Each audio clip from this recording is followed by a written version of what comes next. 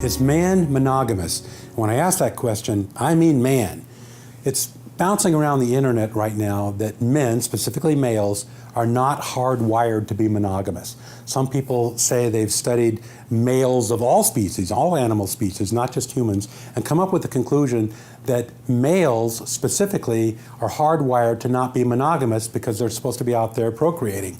I've had people come in my office for psychotherapy and say, you know what, I think I want a divorce, not because there's anything really wrong with my wife, it's just that I feel like men should be every few years with a different woman.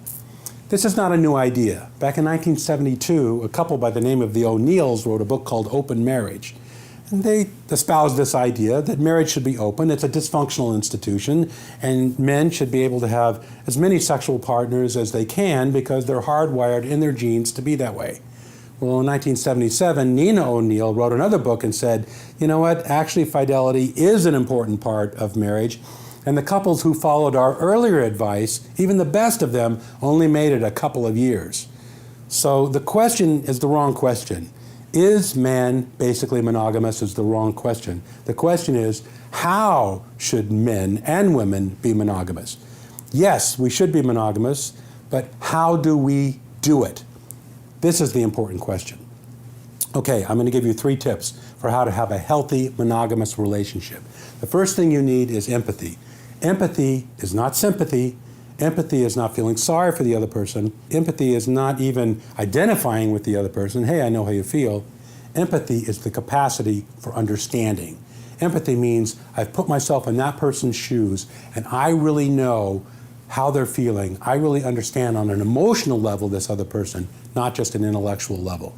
Empathy is number 1. Number 2 is a healthy level of closeness. Now, we all have a different level of closeness. It's the way you were raised, it's your personality, all those things go into determining how much closeness you need. Some people need to be enmeshed, that's not healthy, that's too close. Some people need to be really distant from each other, that's not healthy, that's too far apart. You need to have a moderate level of closeness where you admire the other person. You don't need to be the other person, but you need to be with the other person, at least a good portion of the time. You need to be able to be apart, but also be able to be together and have a healthy level of closeness and admiration. And the third thing you need, of course, is love. And what do I mean by love? We say we love hot dogs, we love our mothers, we love our spouses, we love rock music. But in this context, I mean a love that chooses to serve the other and has the other's interests ahead of my own. The kind of love that's selfless love, the love that puts the other person's interests above your own.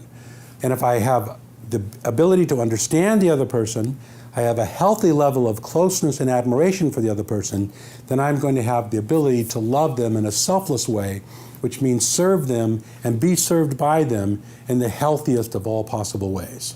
Now, if you're having trouble putting together any of these 3 things in your monogamous relationship, don't be afraid to ask for help. Good marriage counseling does this. It teaches you those 3 things so that you can learn how to have healthy monogamy in your life. Yes, you are hardwired to have healthy monogamy, not unhealthy monogamy.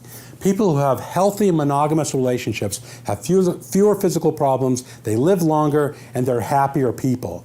At the end of your life, the thing that will determine your happiness more than anything else is not wealth, it's not circumstances, it's not even health. It's the quality of your relationships. So if you have the capacity to have healthy monogamy in your life, healthy closeness, healthy understanding, healthy love, you're going to live a longer and healthier life.